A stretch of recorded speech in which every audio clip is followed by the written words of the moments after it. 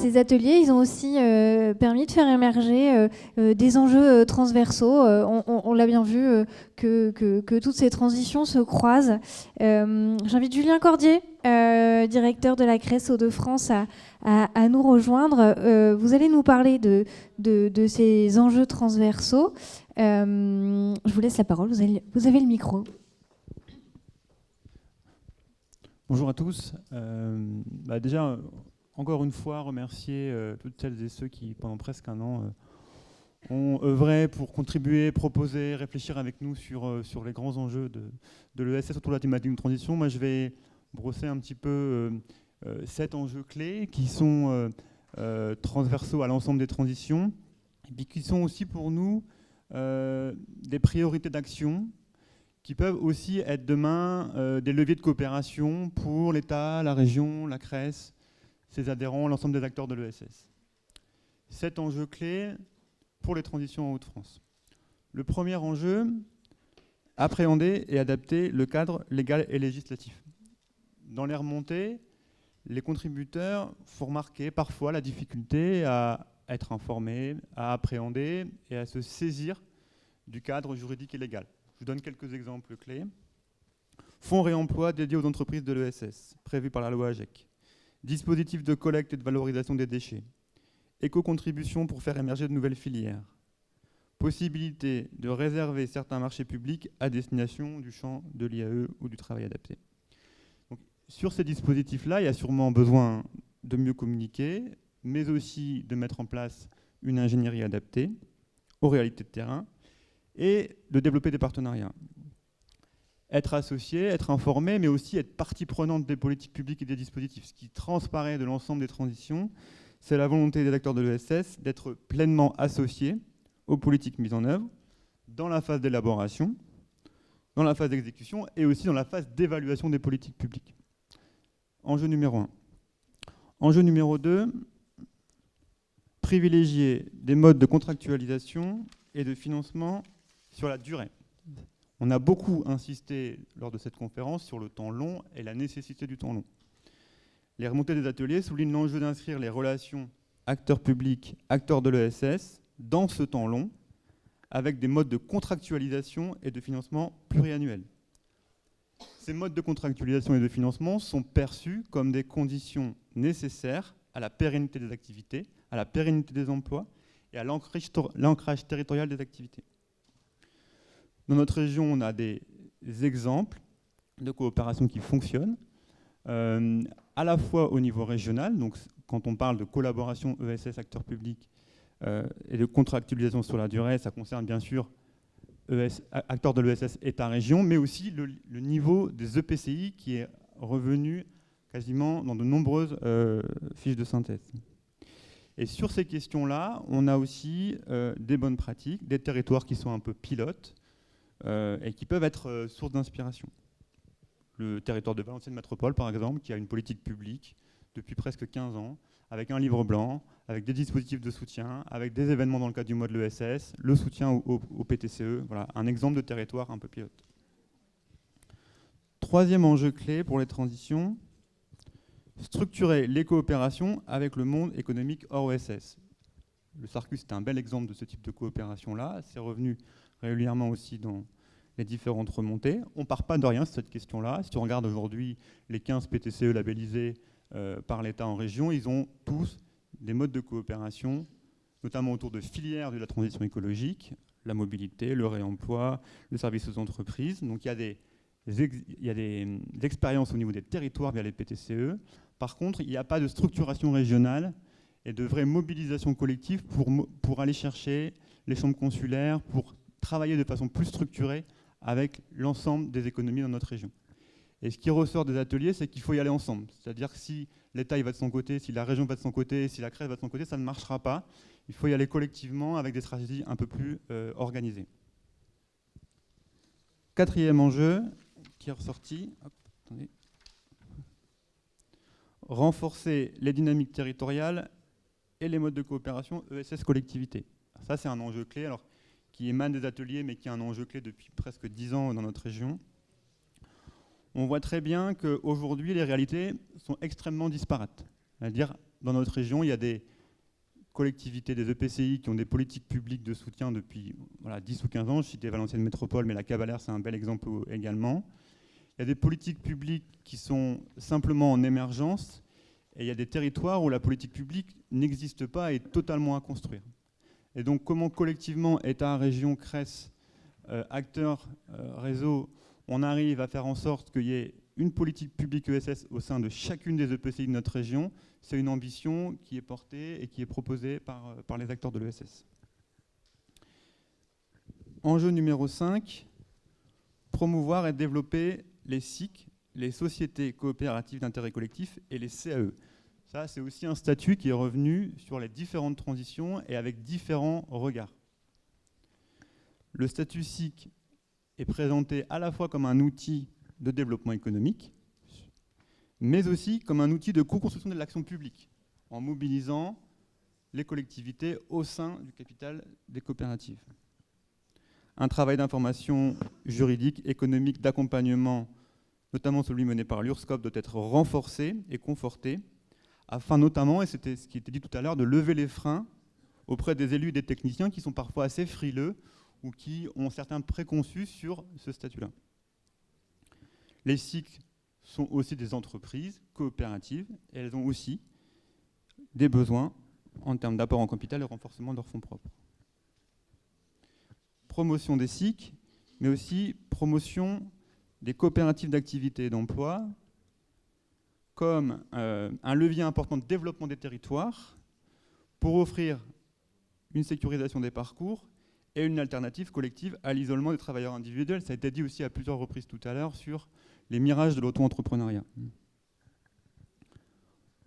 Enjeu numéro 6, apporter des ressources aux acteurs de terrain et du financement qui s'interrogent sur l'évaluation de l'impact et la mesure d'impact. Ça, c'est un enjeu qui est aussi structurant et qui traverse l'ensemble des transitions.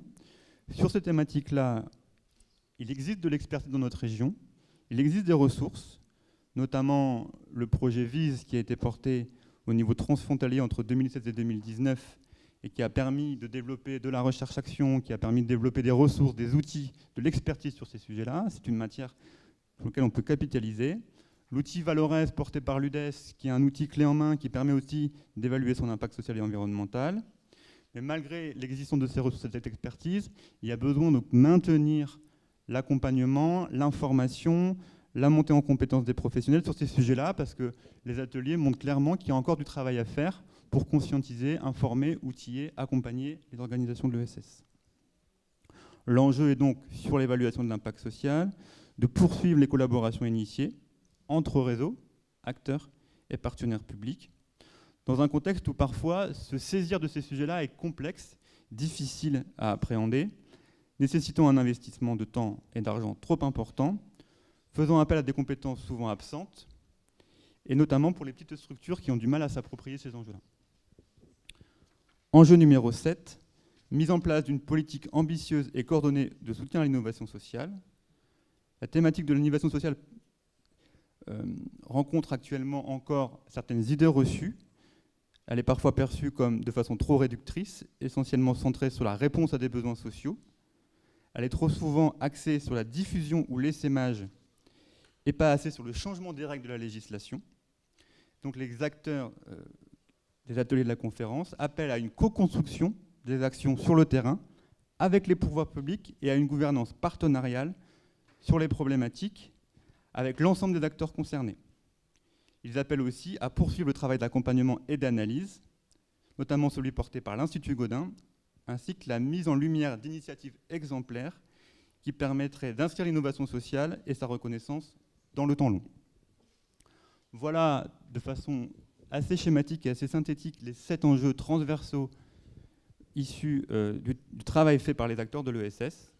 C'est une première présentation. L'enjeu pour la CRES, c'est d'en faire un levier de coopération et de se donner rendez-vous très vite pour travailler sur ces sujets. Merci pour cette synthèse. Marie-Noëlle Delaire ou Peggy Robert souhaite prendre la parole en premier. Allez-y. Alors, déjà, je reviens sur la nécessité de développer une approche par filière, parce que souvent les idées sont bonnes, l'objet social, on coche la case, mais ce qui pose souci, c'est la viabilité économique et la capacité de décoller dans le système. Puisque de toute façon, quel que soit le porteur et l'entrepreneur, est-ce qu'il peut vivre finalement de sa pratique, et comment il peut ensuite organiser son développement et pourquoi pas la création d'emplois à la clé. Donc forcément, on l'a dit, tout ne relèvera pas des fonds publics, c'est impossible. Par contre, c'est comment on accompagne le créateur dans la bascule économique. Et forcément, cet effet filière peut permettre la coopération, sortir de l'entre-soi et d'aller voir comment d'autres ont permis la bascule. Et je fais aussi le lien avec les écoles. On parlait tout à l'heure du textile, mais c'est vrai qu'on a la chance, une ancienne terre industrielle dans le textile dans les Hauts-de-France. Donc il y a des choses, il faut créer cet effet filière de l'école jusqu'à finalement la partie accompagnement des emplois et l'attractivité des métiers. Donc, et l'expertise et la recherche, on boucle la boucle.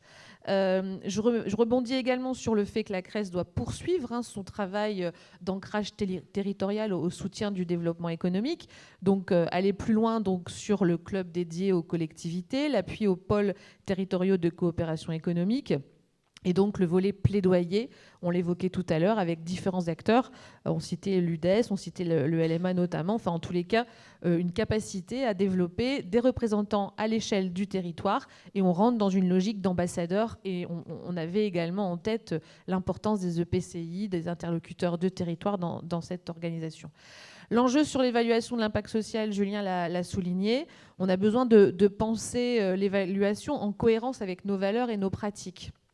Et donc c'est vrai qu'on parlait tout à l'heure finalement de ce carcan dont on veut sortir, qu'est l'appel à projet. L'appel à projet, c'est clair que c'est la meilleure offre au meilleur prix. Et donc forcément, ça peut mettre en concurrence. Mais je pense qu'il ne faut pas avoir peur de la concurrence. Il faut plutôt penser la concurrence autrement, avec des passerelles avec les autres milieux dits classiques, et éventuellement avec les autorités publiques, d'être dans, on le sait, il y a des appels à manifestation d'intérêt, mais on sent que l'ESS peut être prétorien dans la capacité à aller éventuellement développer de nouvelles orientations des politiques publiques. Donc là-dessus, je pense que l'évaluation de l'impact social, c'est encore trop timide, on peut aller plus loin. Et en effet, je pense que c'est un socle d'échanges pertinent à l'échelle européenne, avec notamment à l'image de ce partenariat avec la Belgique, le Concertes. Enfin, voilà, je pense que là-dessus, on a une opportunité à développer un peu plus. Enjeu enfin de co-construction avec les politiques publiques, c'est ce que je disais par rapport à cette approche prétorienne. L'idée vis-à-vis de cette conférence, c'est de garder une dynamique quasi annuelle, on l'avait évoqué, et de pouvoir justement aborder ces productions avec aussi le temps long. Tout ne se fera pas sous 2 ans, il faut être clair, il y a des choses qui seront encore à développer, mais on peut aller plus loin ensemble avec ce fameux CORES, comité régional de l'ESS, que j'appelle de mes voeux. Je pense vraiment que de garder dans la durée de la concertation rapprochée, parce que c'est de la coopération intelligente entre l'État, la région, la CRES et les EPCI, c'est fondamental.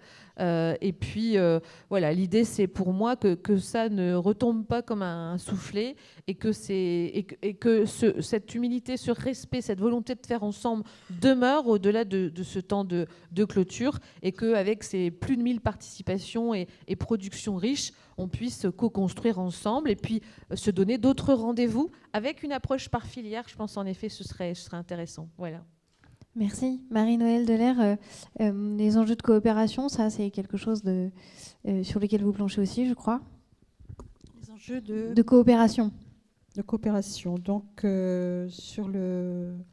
Mais je vous laisse rebondir. Le renforcement des dynamiques territoriales, voilà. les modes de coopération. Donc, nous avons un chantier en cours de conventionnement à la région avec les EPCI pour déployer les aides ESS pour accompagner le développement de nouvelles politiques sur de nouveaux territoires, à condition qu'il y ait la volonté des territoires.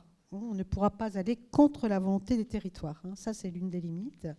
Et donc, ce qu'il faut amplifier, c'est donner à voir le rôle de l'ESS dans le développement local, la révéler, se dire que l'ESS est partout et que c'est un enjeu de l'observation territoriale. Touraya Abdelatif, vous souhaitiez poursuivre? Alors effectivement, concernant l'État, l'État investit vraiment dans cette logique de coopération. On a vu que c'était le fil rouge de toute l'après-midi, et ça a été également le fil rouge de l'ensemble des ateliers qui ont été menés depuis la lancée de cette grande concertation. Et les coopérations, on les trouve selon 3 axes. La première axe, l'État va essayer de favoriser et structure les coopérations entre le monde économique et avec l'ESS et le monde économique hors ESS. On l'a vu, la réflexion par filière, la mobilisation de réseaux déjà installés par le monde économique hors ESS, la manière dont aujourd'hui, avec une longueur d'avance, on peut s'emparer des logiques des différentes voies de formation, de l'apprentissage. Enfin, voilà, j'invite vraiment les acteurs de l'ESS à s'emparer des dispositifs de droit commun qui existent aujourd'hui et proposés aux filières déjà structurées. Qui correspondent au monde hors ESS, mais qui peut absolument bénéficier au monde de l'ESS.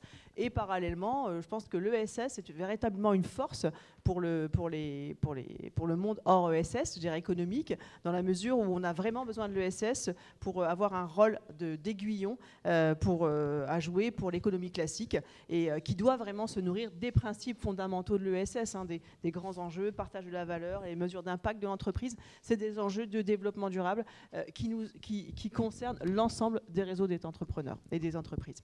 Le deuxième lieu de coopération, c'est la manière dont on va pouvoir développer l'ESS dans les territoires. Vous l'avez évoqué, les PTCE sont pour nous, ce que dit les secrétaires, le joyeux de l'ESS. Il est important, et vous avez bien dit, on avait eu, je voudrais saluer les lauréats, les 15 lauréats de l'appel à projet de l'AMI de 2023. Et je voudrais saluer les 2 dynamiques récompensées en Hauts-de-France dans le département du Pas-de-Calais, le PTCE d'Anima et le Grand Calais, et le PTCE des Nains-Carvin. Donc on a vraiment de belles réalisations effectivement dans les Hauts-de-France, de belles initiatives qui ont été récompensées, et ça nous appartient peut-être aussi effectivement, vous l'avez dit, à travers un CORES, une instance régionale qui permet d'animer et de faire valoir les bonnes pratiques, d'essaimer et de faire ce transfert de compétences, de bonnes pratiques dans les territoires. Et la troisième lieu de coopération, c'est de permettre une organisation des acteurs qui va permettre d'aller chercher les financements pérennes dont on a besoin. Notamment, nous aussi, qu'au niveau de l'État, on a une nouvelle programmation de fonds européens avec des moyens extrêmement conséquents sur l'innovation sociale. L'adresse est en train de préparer un appel à projet qui va bientôt sortir. Et notamment, on a un bel appel à projet. Enfin, il y a des moyens à aller chercher sur le FSE État pour soutenir une Europe plus verte, une Europe plus sociale, et qui va répondre aux enjeux de notre région.